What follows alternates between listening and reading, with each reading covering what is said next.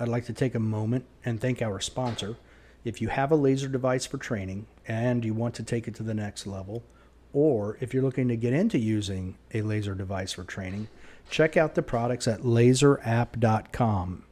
LASRAPP.com. You can use code CSP2021 for 15% off the items you've selected. And thanks for checking them out. Welcome to this week's edition of the Casual Shooters Podcast, your premier podcast for the casual shooter. This week you have me, Dave, and you have Leo. Good evening. Chris had other engagements he had to attend to, so he's not going to make it, a.k.a. Huggy. All right, so our guest this week comes by way of the West Coast. He's a perennial top 10 carry optic shooter. Let's welcome to the show, Hwansik Kim. How you doing, Hwansik? I'm doing very good, good. Very, very good. How are you guys? Excellent. Yeah, good. Still here. You know, looking past you onto that wall, I feel like you have so many awards up there. You might want to strengthen that wall so it doesn't just fall off. Yeah, that's actually wife's job. She does a very good job staking things. Yeah, looks good. Thank you. I may have to borrow some to decorate behind me so I look good. Yeah, I don't have any. So, yeah. So, Hwansik, why don't you take a minute and introduce yourself real quick? Yes, my name is Hwansik Kim. A lot of people have a hard time saying it. It's kind of like who in Spanish name Juan, really fast. Hwansik Kim. Okay. But oftentimes my wife's call me Chic. That's my nickname, so to say. It's like Chicago without a go, so chic. And yeah, I'm almost 34 years old now, full-time shooting. I'm a co-founder of Practical Shooting Training Group, and I'm originally from South Korea. And basically, training people is what I do full-time, and of course, training for shooting competitions as well. And I grew up in Korea, and it's been about 11 years since I moved to the U.S. And I was in ROK Army, Korean Army, South Korean Army. And I was a Christian missionary for a while, too. So that's my basic background. And I'm located in Washington State, near Canada, a city called Bellingham. It's pretty area, yes, very green, Pacific Northwest. I love it here.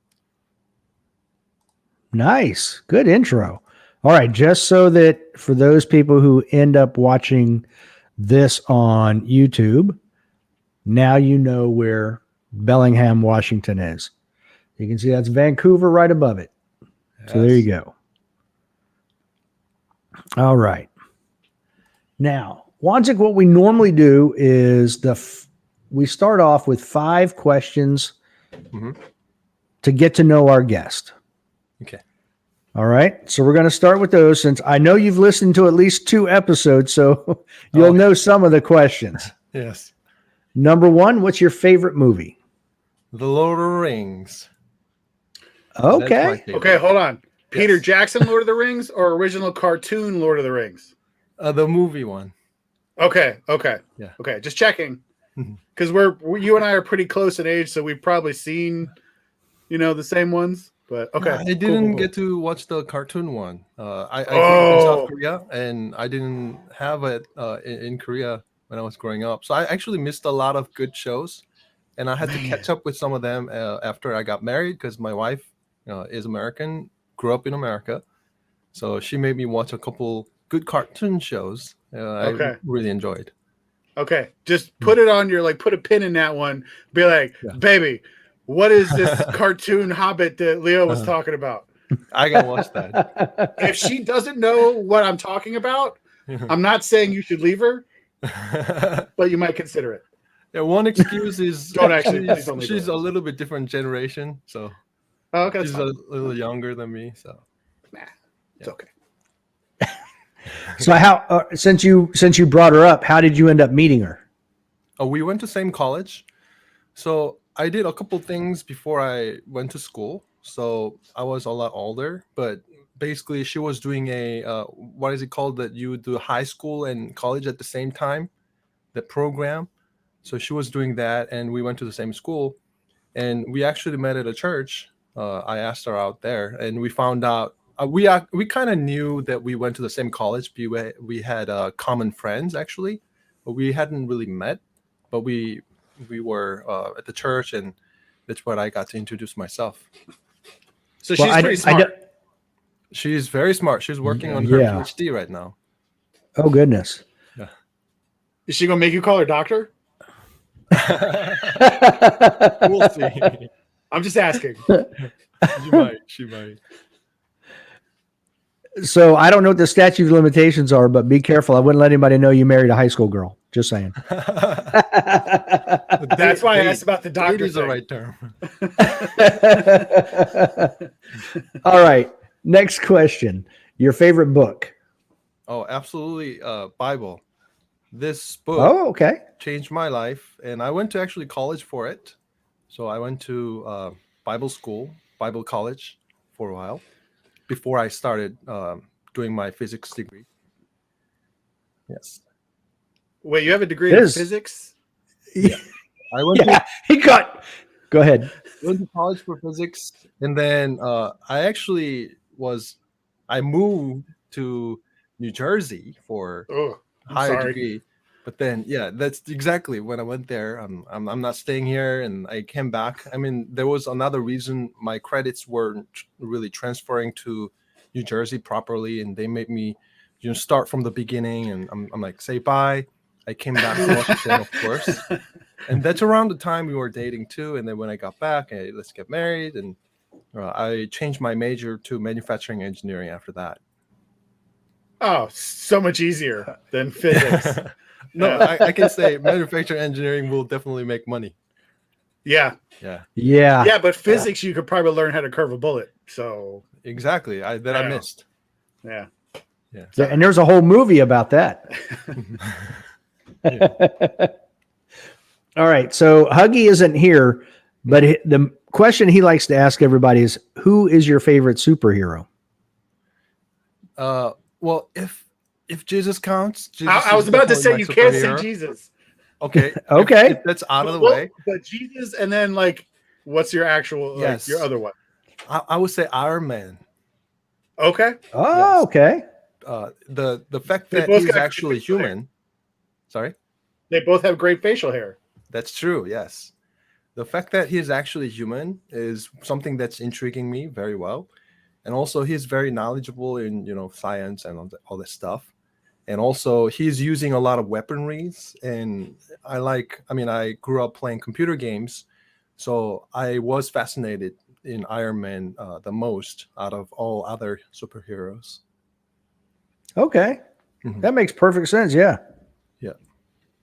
So what is your favorite gun and what is your favorite caliber? Okay.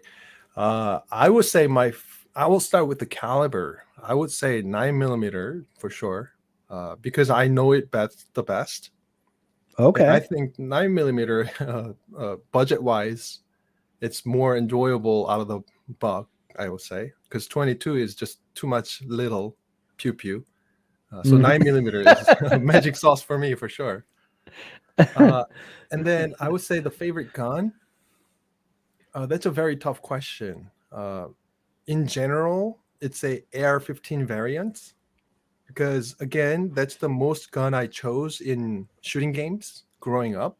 Yes, and AR-15 can be simply as like a SBR type, really shorty, or it could be really long that you're using it for more of a longer distance.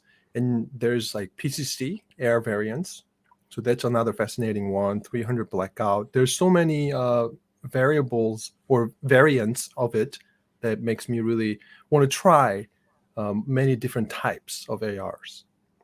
Yeah, extremely versatile. I agree. Yes. And not only that, but you can personalize them however you like with accessories or changing little things out here and there. Exactly. And I really like how the recoil feels. Of course, if you put a muzzle brake or just regular flash hider, it's a little bit different. But overall, I think AR-15 recoil-wise is one of the most controllable recoil.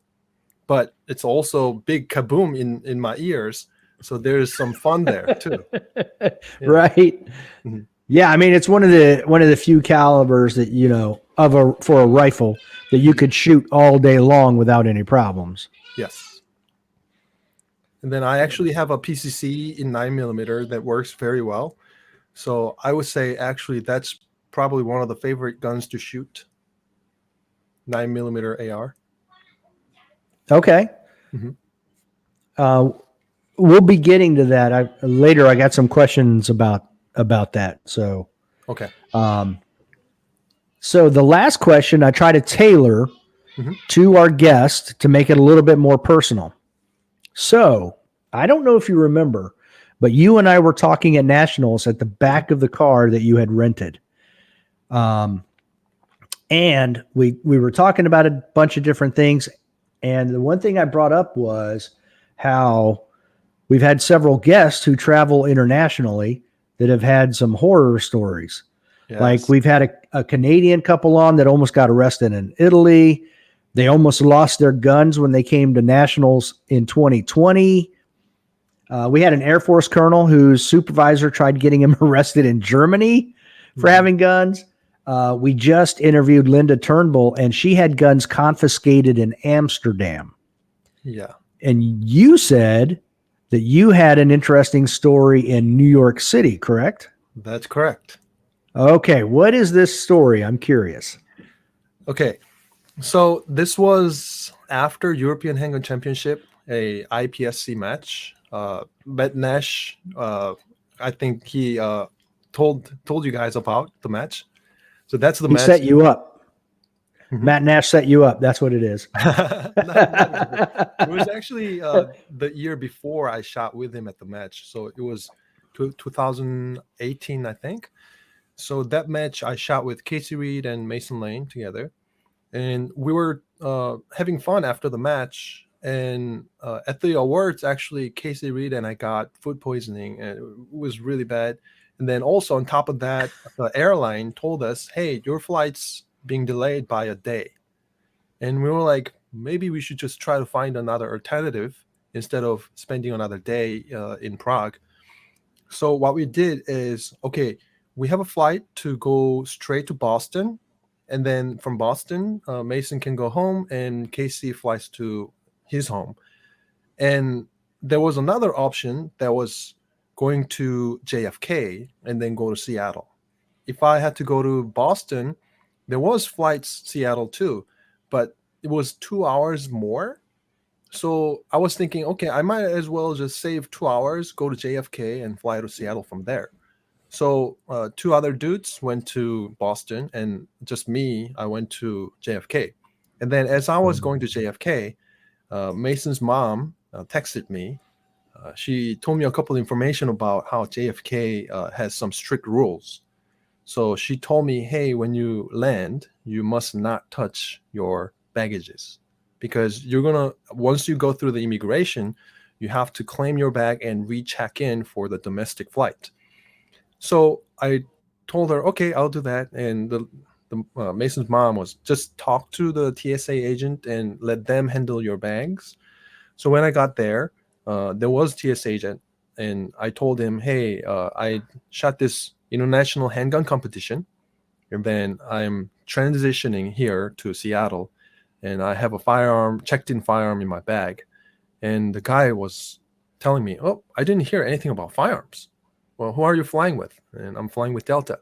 So they called the Delta agent, which took maybe 20 minutes.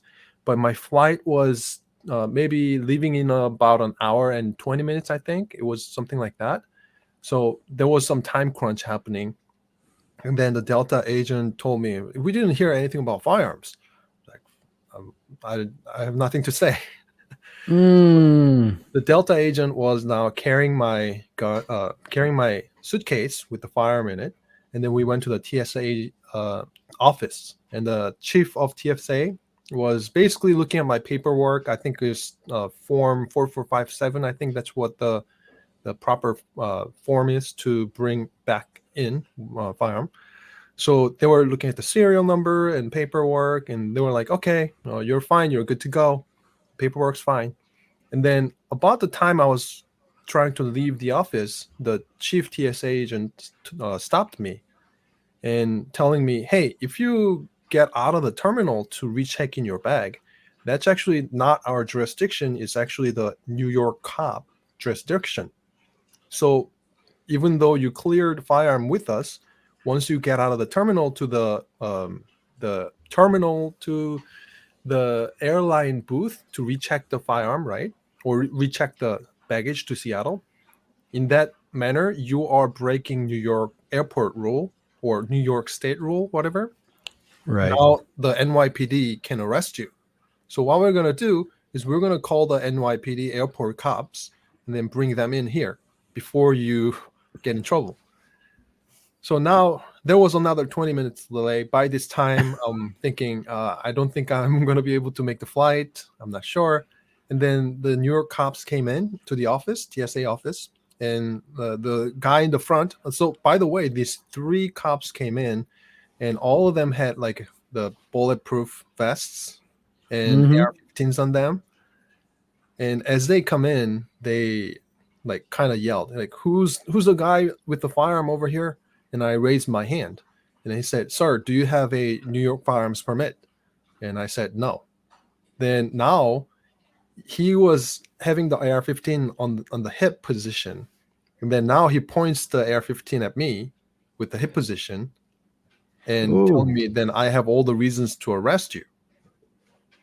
And that's where I'm like, well, I'm not actually going out to the airport. I just need to make it to the next flight.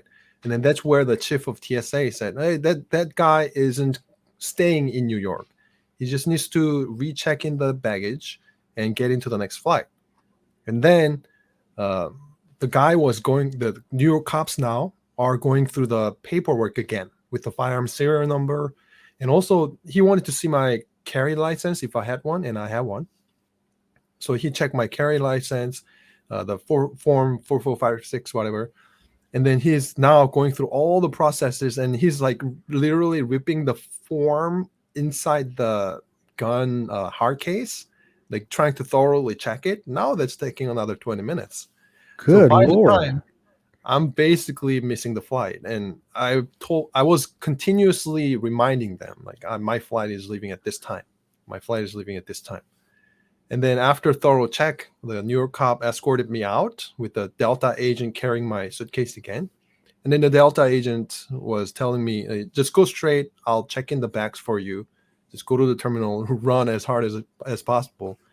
And then the New York PD, they escorted me through the airport the whole time, even though I wasn't having any firearms or any baggage with me because the Delta agent was carrying it. They one guy in front of me, 2 guys behind me, and they basically emptied an elevator to the terminal. So there were a couple people in the elevator. They pushed the button on the elevator, and then the New York cops were like, I need all of you to leave the elevator. And then I was being escorted to the security check-in. I felt like in a way VIP, or in a way like a terrorist. Yeah, definitely like a terrorist. I mean, this is Die Hard 2. Mm-hmm. And they kind of helped me out to skip the security lines. So there were long line of people waiting. So they were like, hey, we're going to skip for you. We'll just go through the security as quick as possible. And by the time I went to the terminal was shut. And there was an airline agent. I told them, hey, I need to make it to the flight. And he was like, no, the terminal's shut. Nobody can enter now. The flight's gone. So now I went to the Delta airline to get the new flight ticket. And then the lady at the booth was telling me, there's no more flights to Seattle tonight. And you're going to stay a night in New York. You're going to have to claim all your bags and recheck in with you tomorrow morning. So I told her, no, that's not going to happen. Just send me anywhere that's not New York. So she was typing, and she found one flight in Boston. But she was also saying, yeah, we can send you to Boston, but you still have to spend a night there. And I told her, I don't care.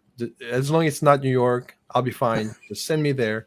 And then the lady told me, "Hey, we must provide you a hotel because you are overnight staying.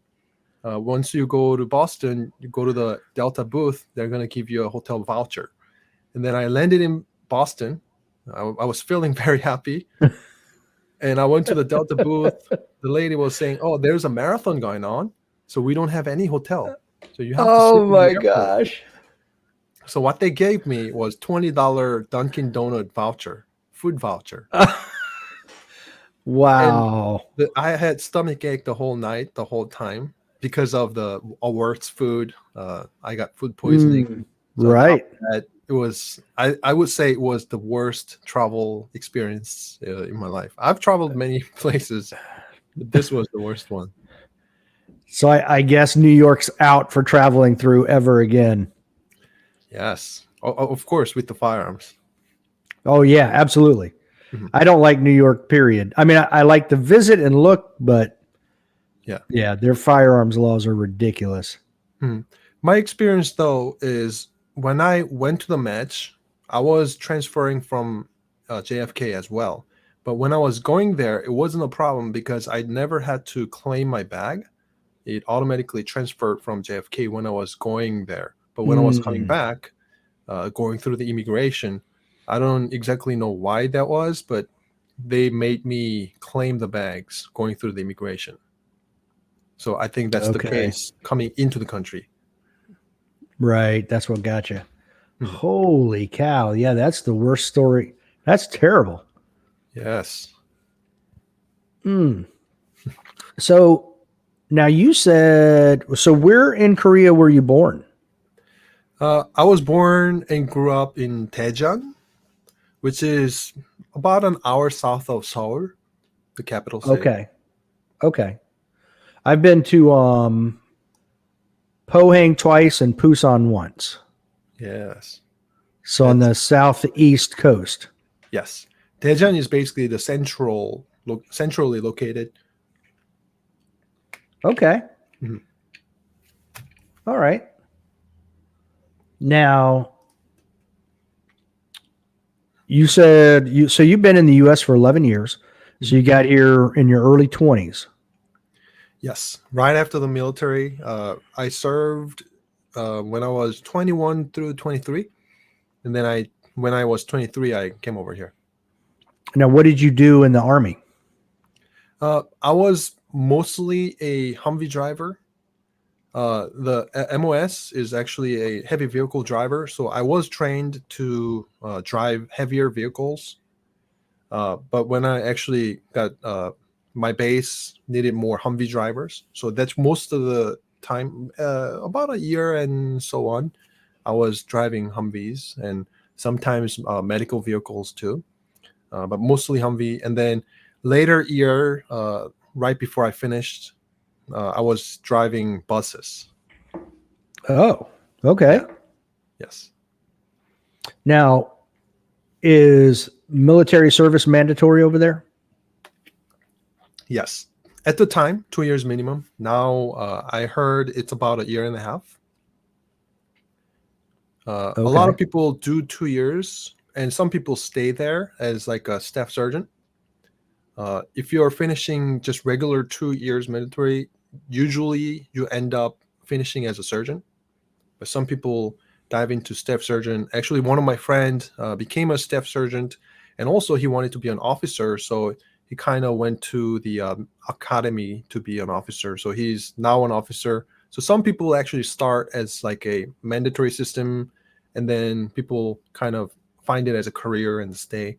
That's not as common, but it's pretty common to see somebody staying as a staff sergeant after that. Okay. Well, that's pretty interesting. That's pretty quick. Like Mhm. a staff so like in the military over here, Yes.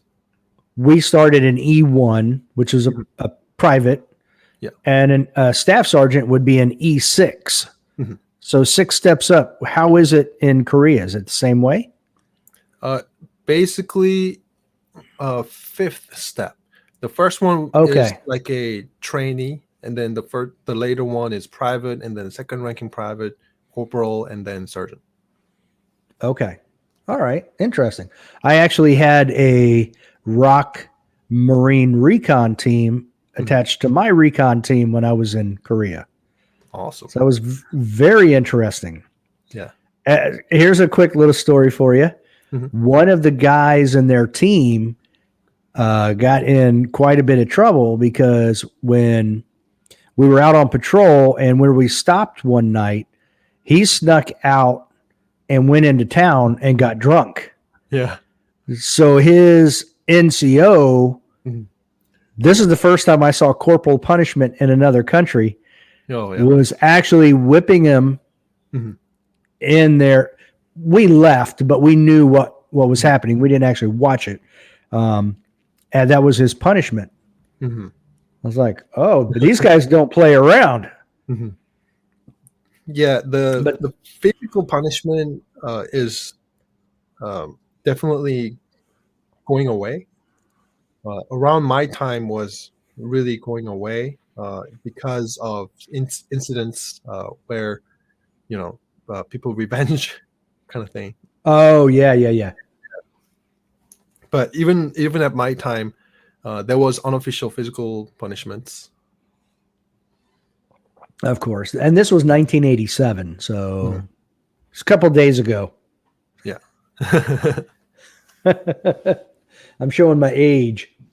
So what is your favorite food in Korea? Oh, in Korea.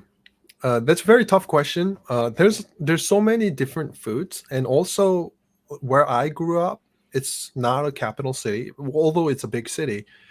We have our own regional food, and definitely my regional food is, I think, the best of all because I kind of grew up eating it, and my grandmother is a very good cook. I think the favorite, or I should say, the food that I ate the most is probably the pork soup. Pork soup Okay. that has kind of meat. Meat is there. Some organ parts are there, kind of like sausage in a way. Yeah, so that's my favorite food. Now, did you guys make your own kimchi? Did you bury it in the backyard? Uh, when I was really young, yes, but when I grew up, there was kimchi dedicated fridge. So I think, Oh, yeah, around the time when I went to middle school or high school, my family bought it. So no more ground digging, no more okay. jar thing. Yeah. Yeah, I mean, when I was over there, that's how it was. It would just, they buried it to Yes, let it ferment. yes, I got to tell you, that stuff smells horrible, or at least it did, but tastes fantastic. yes. So I I agree am a with you. fan of kimchi, but we had a guy bring some back on ship with us, and he Oh, opened it up, and it was like, oh, that place smelled for a couple of days. yes. So of course I keep kimchi in the fridge all times. But what I do, I double up on the Ziploc bag, so the smell Okay, doesn't. Now yeah, it my doesn't fridge smells seep pretty out. good. Yes, yes, exactly. Okay. Now, does your wife enjoy Korean food? Oh, she loves it. Uh, Okay. Actually, she can cook very well, all kinds of food. She can cook some of the traditional food that I cannot cook, but my mom can cook. So when we first got married, she asked me around a couple times, like, "Hey, what kind of food do you like, but the stuff you don't cook?" So, for example, bean noodle, which is very traditional noodle in Korea, it's like bean cold noodle. It's amazing. And very healthy too. My mom always made it for summertime, but I don't know how to make it because it's kind of complicated. I never learned, but Danielle learned it. My wife her name's Danielle, so my wife learned how to cook that traditional stuff and also cinnamon punch, very traditional drink from Korea. She cooks that, Wow. makes it for me. She's amazing cook, an amazing Yeah, wife, of course. she's a 5-star wife. Yeah, Oh, she's that's really a star. impressive. Yes. Yeah, Mhm. that's all. So I take it she's been over to Korea then. Yes, twice so far. Okay. Okay. Nice. All right. So getting I got a little sidetracked. When did you first shoot a gun? I don't think gun ownership is allowed in Korea, correct? It's true unless you are in the military or law enforcement. And Okay. yes, and even though there's only specific calibers you can carry, and the very first time shot a real gun, that's a different story. Real gun was the military, of course. I've shot K2, which is a 5.56 caliber, kind of AK type of design with AR controls and AR mags. That's the only firearm I actually used. That was my main gun in the military. And then the first time I shot a handgun was in the US. So when I moved to the US 2011, 2012, I met a friend who were working on becoming a cop. I think he's a cop right now. I lost contact, but he invited me to a shooting range, and I was telling him, "What do you mean shooting range? You guys shoot BB gun?" And he's like, "No, we shoot real guns." And then he brought his 6-hour Beretta, a couple of different guns, and I had a shotgun too, things like that. And then that was my first time actually shooting a handgun. That was very interesting experience. But I actually grew up shooting BB guns, not like extensively or anything like that. When I was really young, I think I was like maybe 5 or 6 years old. The airsoft guns that you have to wreck the slide every single time, it wasn't like a gas operated gun or anything like that. I was young enough to not be able to wreck the slide because you have to cock the air inside the cylinder. So I would ask my mom, "Hey mom, I need you to wreck the slide for me," and then I go shoot one shot, come back to my mom, and I did that. Right. I still have a memory of that. You shot that until she got tired of cocking the slide for you. That's exactly what happened. Yeah. But Oh, I that's always funny. played shooting games, especially first-person shooting game. So shooting for me, the concept of it wasn't foreign because in a first-person shooting game, some games actually have like a point of view where you can see the front side, rear side alignment kind of thing. So and Mhm. also red dot or scope. So I kind of knew about the concept of it even before I shot the first firearm. And I think that actually helped me for sure. Okay. Yeah. Well, yeah, you got used to seeing the sights lined up because they do that automatically for you. So, Yes. yeah, you knew what to look for. Now, so obviously you must have had a great time shooting this guy's pistols and stuff. So, how Yes. did you go from shooting your first pistol ever here in the United States to now being what you would call a full-time shooter? Yes. So when I first shot it, I really liked how the recoil felt and everything. And then immediately got a hunting license, things like that, to be able to buy firearms. As a non-immigrant in Washington State, you have to have either hunting license or sports organization certificate, such as USPSA membership. So you have to have a reason if it's because I came here as an international student first. So my visa was non-immigrant visa, so I had to get that first. And then the first gun I bought was a handgun, one of the cheapest handgun I could find at the time. Definitely didn't work. It was malfunctional all the time. So I bought $100, 100 round box with it. I didn't even finish the 100 box. Maybe I shot 70 rounds, and then because it was keep malfunctioning, I thought, oh, if I don't spend like $500 or $700, the gun doesn't work. So I pawned it, and then I got a Remington 700 shotgun and got a Mosin Nagant, the bolt action rifle. Oh, So goodness. yes, so the 70 rounds was about it, and then around 2014, about to start that year, I got into handgun again. I was watching a bunch of YouTube videos at the time, couple popular ones, FPS Russia and Hickok 45, things like that. Those YouTube channels at the Mhm. time, and a lot of people were saying, "Hey, Glocks work. They don't have a malfunction." So I was thinking maybe that's what I should buy. And then I bought a Glock 19, and that was what exactly happened. It was shooting, no malfunctions. So that's when I got interested in handgun shooting. And around the time, there was an indoor range I was going to. And the indoor range owner told me, hey, you should come watch IPSC shooting. And I was asking, what's IPSC shooting? He's telling me, like, hey, this is a competition, people running and gunning. And in that competition, you don't have the rule for, a 1 shot per second rule, because indoor ranges tend to have limits in how fast you can shoot. So I was just watching over the window. I think it was somewhere in the springtime, and I was like, hey, is this legal to do? Like, people shooting fast and changing magazines, running around. And exactly, that's what I wanted to do, because it looked like a computer game. And I started asking people around, like, how can I start this? And they were like, oh, just bring your handgun, and you need a holster and a mag pouch. So I bought I think it's called Galco. Yeah. A brand. Yep. Yeah, kind of like a fabric holster. I bought one of those from Walmart, I think. And then I had a weird looking mag pouch, and I brought it. And then I shot the first indoor match. I think it was in May.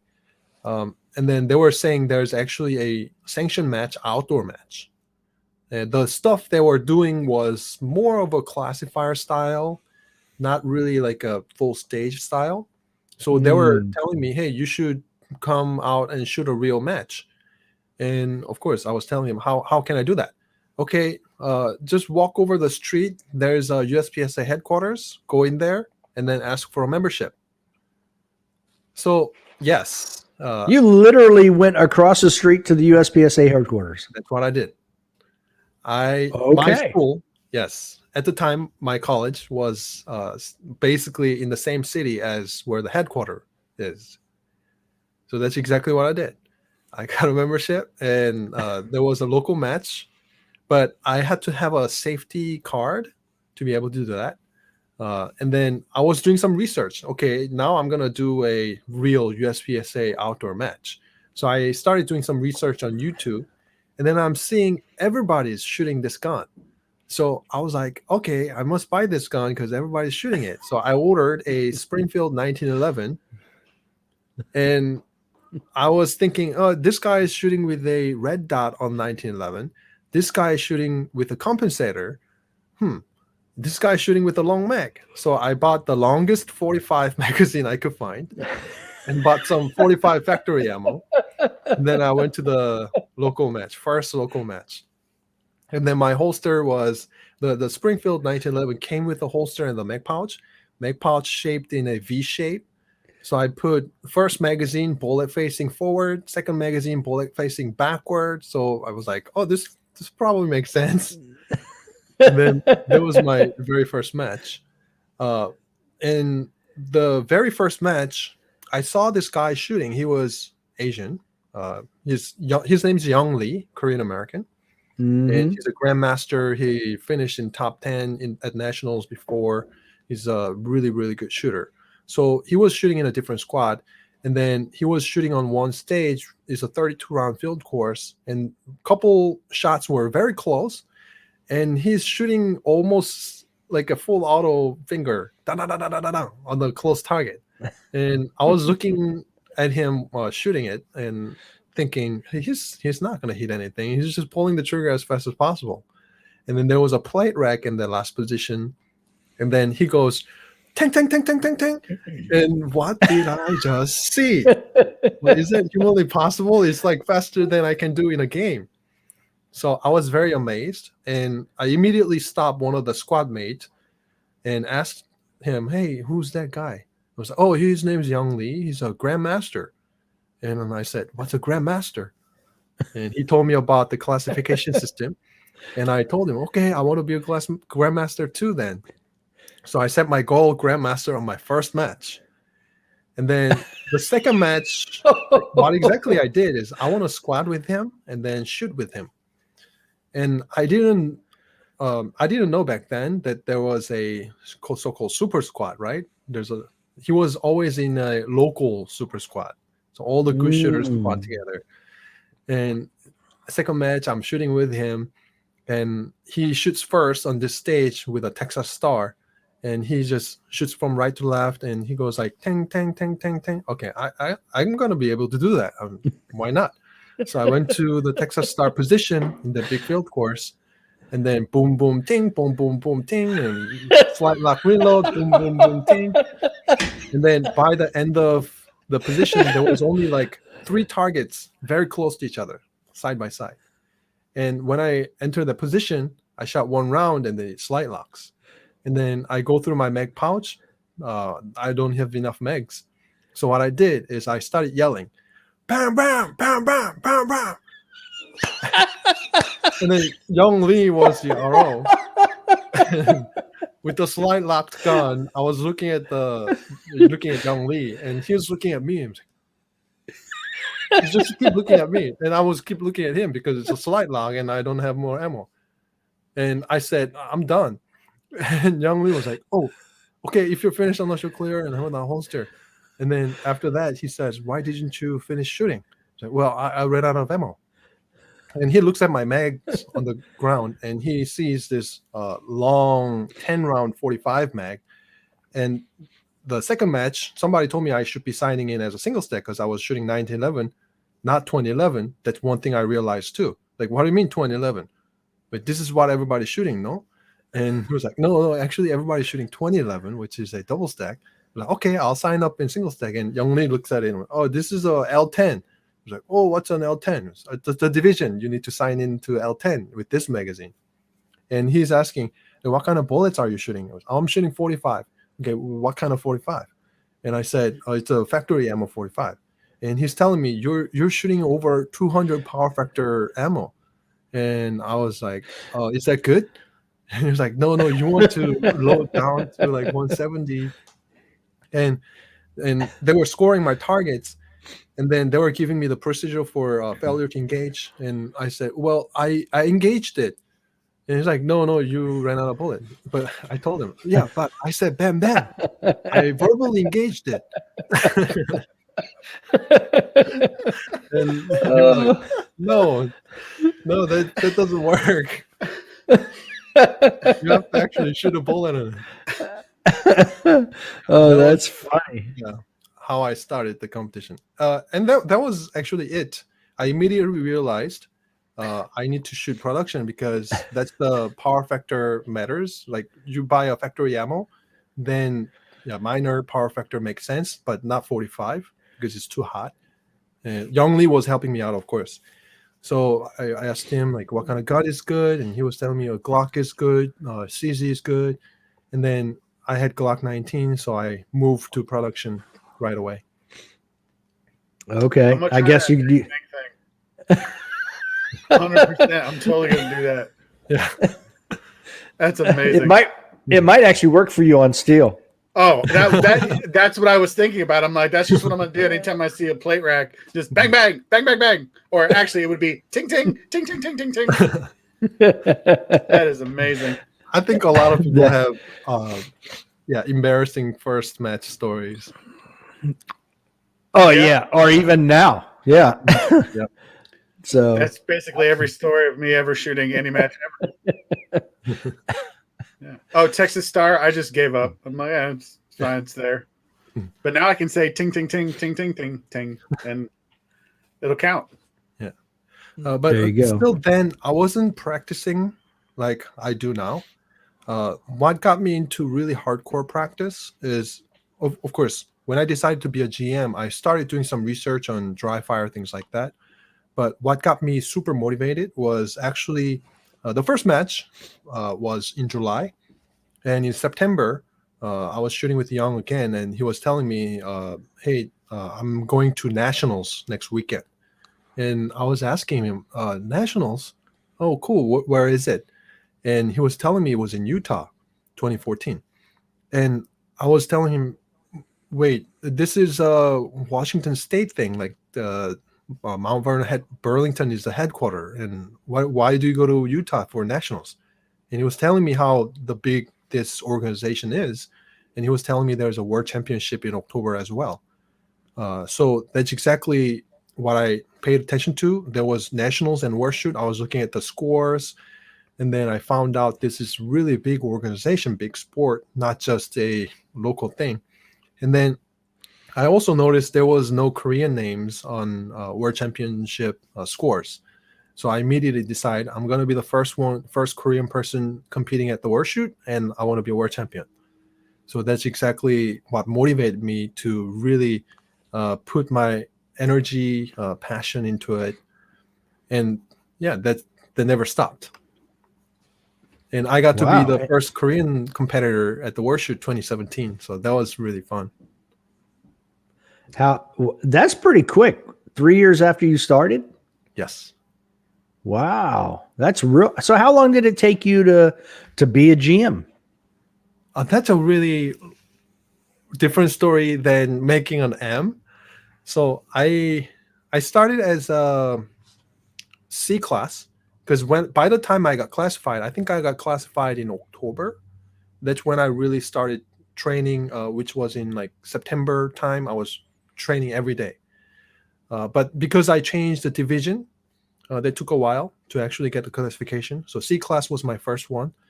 And then once I figured a couple things out, B class to master class took me only a couple months. So I think it took me about 9 months to become a master. But grandmaster took a very long time. I started shooting single stack and then production. And then I shot production for a while until 2018. But 2017 is when I started shooting carry optics and production at the same time. So I made grandmaster in carry optics first, which was in 2018, I believe. It was at nationals. Mm-hmm. And then there was a time where I had to stop shooting local matches because I was going to school and shooting at the same time. So I had no time to shoot a lot of matches, especially 2017. I think I had only a couple local matches. So most of the matches I shot didn't have a classifier. So that really stagnated my GM card process. I actually made a GM at nationals. In production? In carry optics. Oh, in carry. Oh, okay. Yes. I gotcha. Oh, wow. Okay. Mm-hmm. That's a cool place to get your GM, though. I agree. Yes. You know what I mean? Mm-hmm. So I'm going to assume you won the master class? At nationals, yes. Okay. Mm-hmm. All right. Well, that'll definitely get you to GM. Yeah. But that wasn't actually what got me to the GM card, because that wasn't the first time I won master, I think. Actually, what got me to a GM was 2018 nationals had multiple classifiers at that nationals. So I got GM card by shooting classifiers at nationals. Okay. Yeah. I gotcha. Mm-hmm. All right. So what other, before we keep going on with the USPSA stuff, mm-hmm. What other matches have you competed in?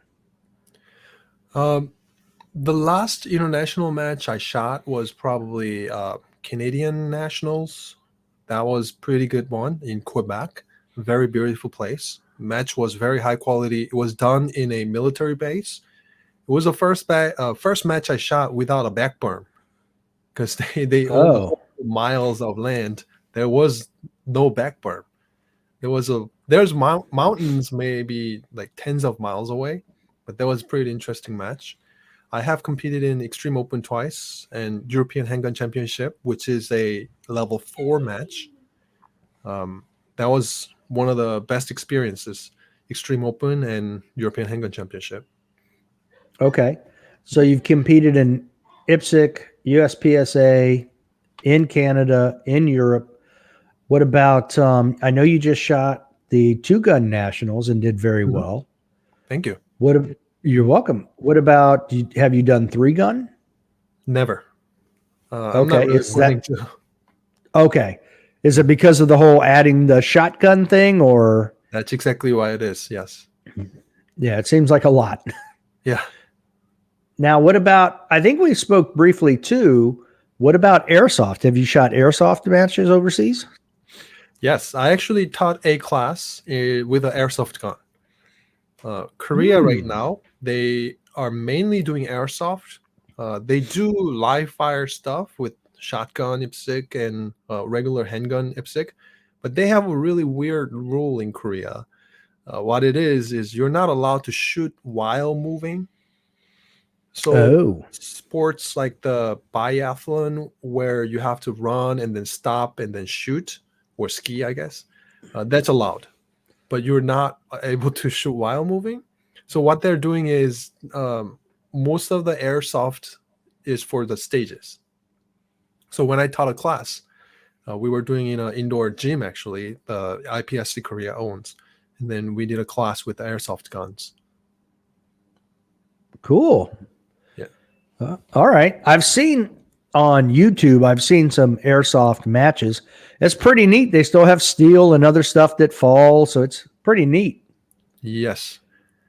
A lot of the targets are scaled down. So that's one downside, but it's Right. still challenges. Yeah. Now, what about rifle or PRS? Have you done any of that? PRS, I haven't shot a match, but a buddy of mine who shoots PRS, hardcore PRS shooter, he actually helped me out to set up my gun and basically teach the basics, like bullet drops and wind reading, things like that. That was because I was getting into more two gun. So to be able to understand more far shots that's past 200 yards. Mm-hmm. In general, rifle is something I really like a lot, of course. Because first of all, shooting a handgun, certain muscles get really tired. So I want to kind of break it into two parts where, because rifle can hurt the pectoral shoulder area, but where the handgun will hurt more of a hand region. So I do train rifle pretty regularly, especially PCC. Yes. Okay. Mhm. Now, what is this Red October match you shot? That was actually, I have a sponsor, KCI USA, and that company is sponsoring that match. So they invited me to come out and shoot. And also the match was after nationals, which typically once I shoot carry optics nationals, I kind of consider it as an off season. So that's a very chill experience. It's definitely a different style than any matches I've shot so far. So things like you have to go crawl underneath this Cooper tunnel, that could be a thing, or you're carrying this like a 80-pound weight with the firearm and then drop it in a certain spot and then start shooting, things like that. Shooting far shots on a wiggly bridge. None of these are something I've done. So I thought that was pretty interesting challenge. And also it's an AK match. So Red October only allows AK style, or they call it Soviet calibers. Yes. Okay. And So a lot of as shooters long- don't shoot. This is more of a fun match than a competitive match. Okay. Yeah. So anything that's a Soviet caliber, so 7.62 by 39, 5.45 by whatever that one is, and Yeah. They also Okay. allow 2 to 3. But the gun has to be like a Gali or AK customed to 5.56. okay. I think Leo has one, so he's grabbing it. That's what he's doing. Yes. Very nice. There, Yes. there you go. 5.56. Awesome. Oh, okay. What's who makes that one, Leo? He can't hear me. Hold on, we'll wait for him to put his earpiece back in. Who makes that one? This. Oh crap! Who is this? This is Zastava in Serbia, Okay. and it's imported. I can't remember who imported it, but yeah, it's an AK, but it's in 5.56, so it does take PMags. and regular steel mags. So it's just adapted for 5.56. Okay. Yeah. So I could shoot this in that in Red October. You could. There we go. Yeah. Road trip. I would if Sean Connery was going to be there doing his not Russian accent. You know, being a submarine captain. Now, Hwansik, have you shot IDPA? I have shot it. Yes, I am classified. Okay. I shot 2 classifier match and 1 local and 1 Washington State match. That was a long time ago, 2015, I think. So no plans on challenging JJ for his IDPA national championship? First of all, I personally don't enjoy IDPA as much. Okay. Yes, and I don't. They definitely have some different stages. They are interesting stages. Yes, stages are definitely one reason I don't want to shoot with. A lot of the shooting is not only the shooting, but a lot of the culture in IDPA is to penalize the shooters rather than to help shooters and have more fun, in my opinion. I don't know about right now, but back then when I did, one of the reasons it was only short-lived for me, like only 4 matches, was just because of that. Interesting. I didn't shoot any back then. I've only shot it in the last couple of years, and I didn't get that impression, but yeah, it could be very interesting. True. But a lot of the rules set to me at the time, they made a lot of rule change since I started shooting, but back then was to really penalize the shooters. Yeah, I think I get you now. I know that they have made a lot of changes since then, so that might be what they've gone away from. Yeah, I may have a very different experience if I shot it this year. Okay. Now, I would like to talk about nationals. You shot nationals this year. You were 10th. Yes. But I need to let me pull something up real quick here. Am I in the right spot? Yeah. All right, let me go here. All right, so you were 10th, but you also had some extenuating circumstances here where in your room at the hotel, you tried to amputate your Achilles tendon, correct? With a chair?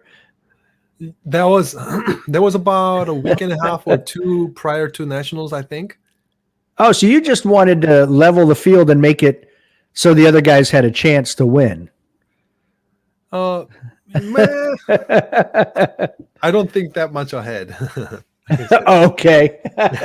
So you we were talking about this. You actually showed this to me at your car.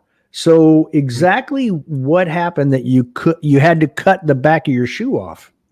Yes. So funny story is I'm a hardcore computer gamer, right?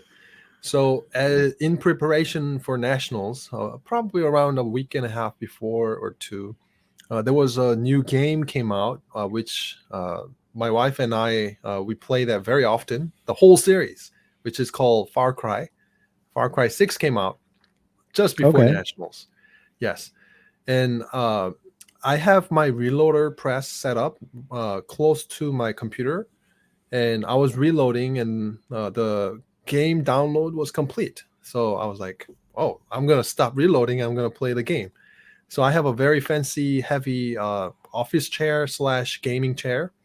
So I was moving it from the reloading press, and I dropped it to computer desk, and my foot happens to be right there.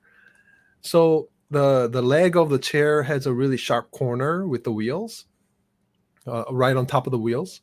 And then that sharp corner gouged the skin out on my back of my heel. Yes. So that was, it was pretty bad. I mean, I still have the scar tissue not completely healed up. It was very, very deep. Yeah, very painful. So what I had to do was, of course, my wife was telling me, "Hey, you don't have to shoot nationals. Like, just don't go. Like, it's gonna be painful." But I was telling her, "Yeah, but this is nationals. I don't want to not shoot nationals. If I can walk, I would go shoot it." So, because this is something everybody anticipates for the year, right? So, Absolutely.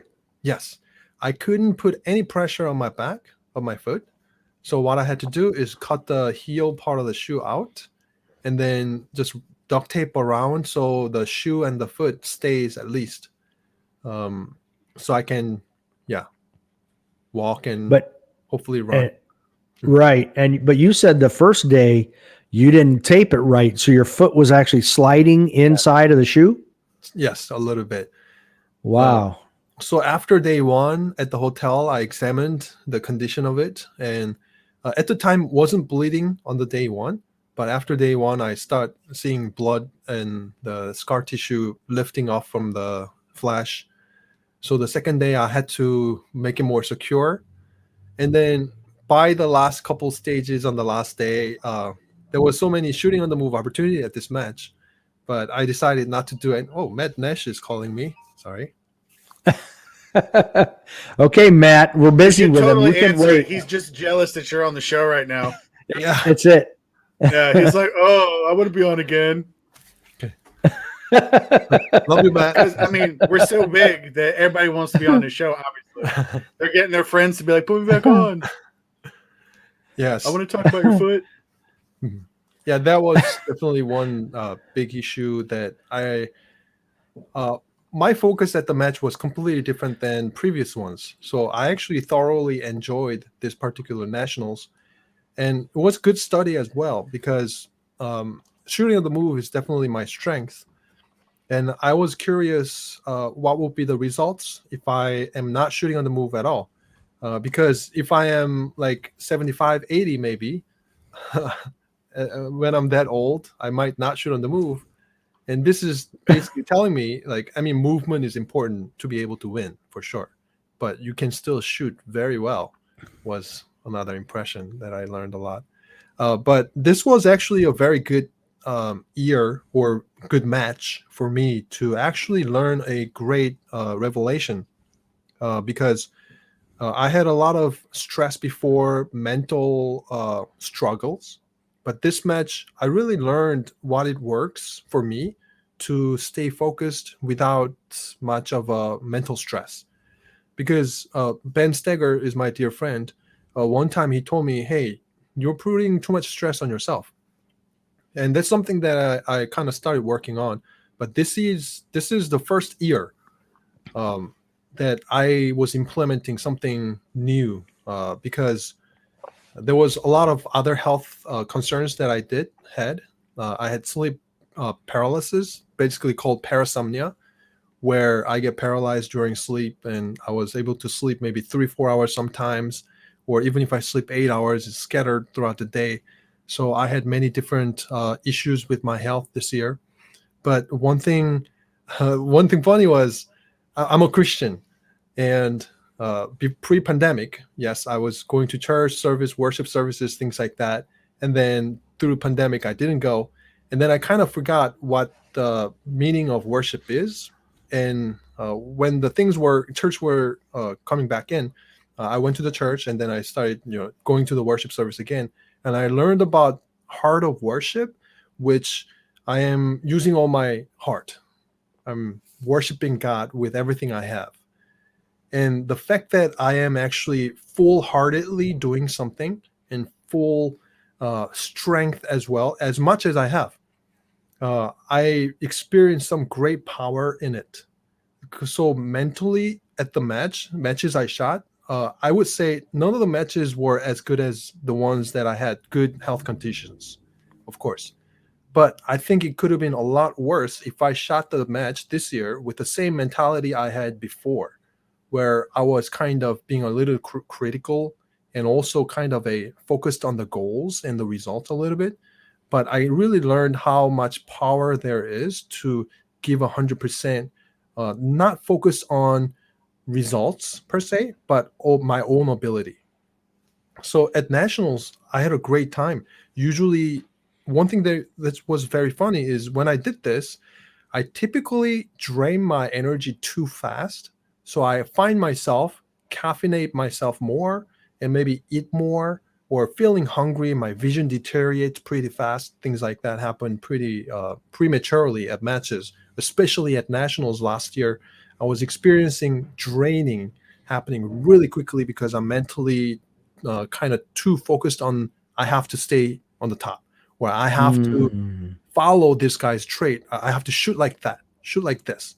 But instead of giving every strength I have, my own strategies, and really like knowing that giving 100% I have is enough, that really kind of stopped draining myself. My vision was clear the whole 3 days long. That was actually first time happening in my life because I have a very bad eyesight. My eyes are very sensitive and my vision fluctuates pretty often. So sometimes it can be clear, sometimes it can be blurry, but everything, mental focus, visual focus, everything was very, very consistent. Just thinking that I am giving 100% and this is good. Okay. Mhm. Wow. So, and so I guess you and Ben had talked about it, and that's what you worked on going into nationals. Sorry, cut off for a second. Oh, okay. Sorry. So that is something. So you worked on something mentally Mhm. that you and Ben had spoken about. Yes. Okay. So I take it you're going to take that you guys talked about and start applying it every match to make it better. Yeah, absolutely. I think it's Okay. going to be applied all areas of my life, actually. Oh, okay. Mhm. All right. Now, have you ever read any mental management books or taken any mental management classes, or is it just stuff that you and Ben or you and Joel or whomever talk about?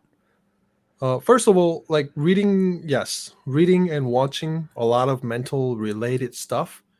Uh, I I'm a stalker of the sport, so of course, like the mental book stuff that's popular, like Lenny Basham stuff. Of course, I've read and heard Audio City.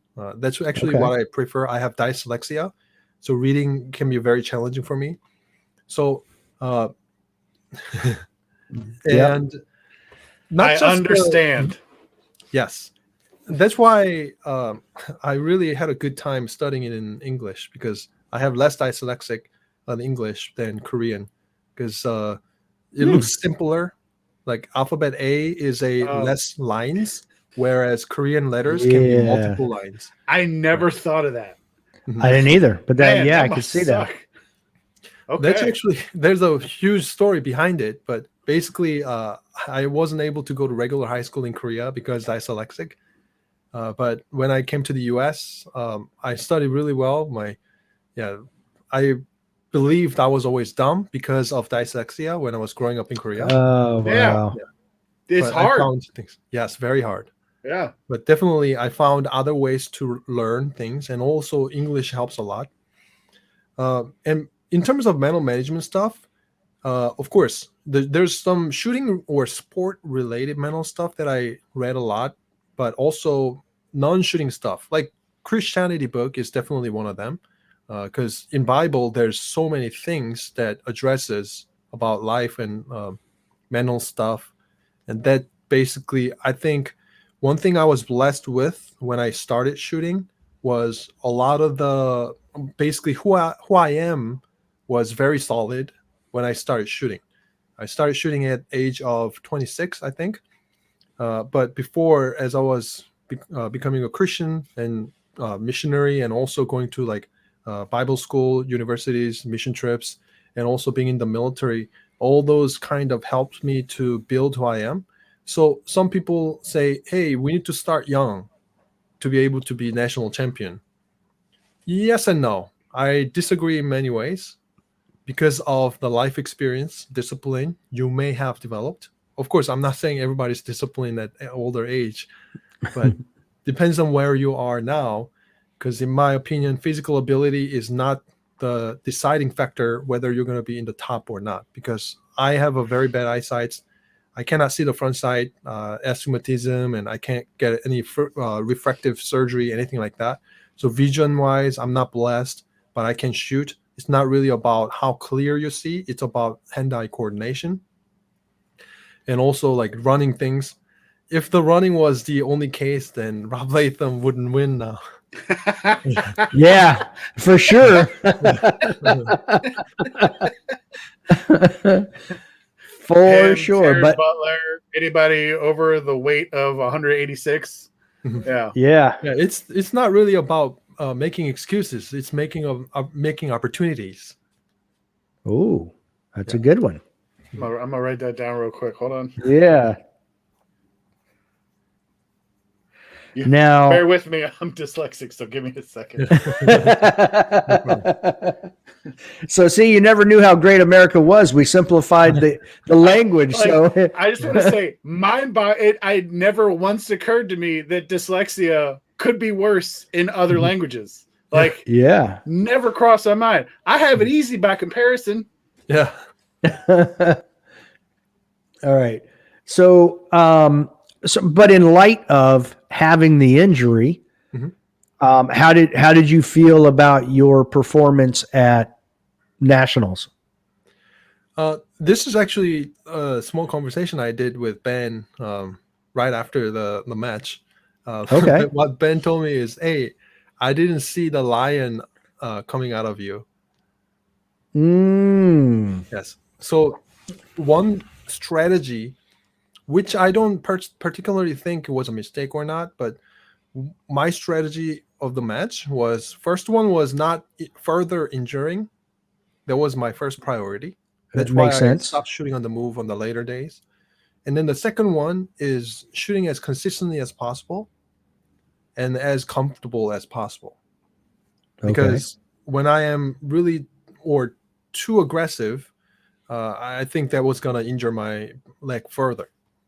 So in terms of that, I don't know if that was a mistake strategy or not. I can't really say, but I think it was a wise strategy.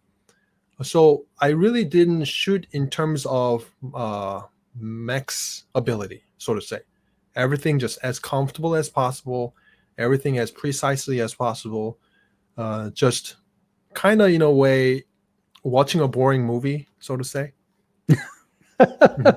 Well, I don't know. I thought you shot pretty good. I didn't think it was boring. Now, what percentage of your normal speed did you say you were going? 80, 90? That could be a good way to describe. Yeah, 80, 90. Okay. Mhm. All right. I mean, I totally get why you would back it down. I mean, your foot wasn't in prime condition for you to run and gun like normal. So yeah, that makes sense. Yeah, the movement is one thing, but the amount of confirmation I confirmed a little bit more than usual. So like, if, for example, if I am shooting 25 splits or 20 splits at 15-yard open target, then I would have backed it down just a hair to maybe more like a 30 splits. That could be one thing. Or if it's a no-shoot target, especially on the partial targets, I kind of confirmed a little bit more than usual. Because the reason is we're shooting a hit factor system. In a hit factor system, depends on what the hit factor your run will be. The points value, they definitely changes. So what I'm trying to say over here, because I knew my weakness, which is not going to be able to shoot on the move as much and perhaps not getting as fast of a time, the value of points increases. So if it's a 10 hit factor stage, 1 Charlie will drop 0.4 seconds off of your score. But if it's a 5 hit factor stage, 1 Charlie will drop 0.8 second value. Minor score, of course. So knowing that, of course, there were some stages that didn't really require movements that I treated a little bit differently. So, for example, there was a small stage where people were shooting 15 hit factor stage, super fast. There's 4 target here, 4 target there, 4 target there, without a reload oftentimes. That was 15 plus hit factor stage. And that one, I shot with 100% capacity, 100% speed, of course, because there's not much movement at all. So that one was different. But other stages where the heat factor typically is expected to 5 and 7, something like that, is where I was being a little bit more cautious to collect more alphas and maybe have a less mistake, because that's the stage where people will have a hard time going back and forth in speed, because now you shoot 15 heat factor stage. The next stage was literally like 7 heat factor or under. Right. So if you make a mistake of gear change, you were going 5th gear and then now you have to back it down to the 2nd, then that's a lot of the mistake I tend to see. And one of my strengths is changing gears. I can pretty freely go very full accurate to very full speed. So in terms of that, my strategy was shoot more safe and shoot more alphas on a lower hit factor stage. And if you're seeing super high hit factor stage, that's when you just let yourself go. Until next time. Don't be a little bitch. Yeah.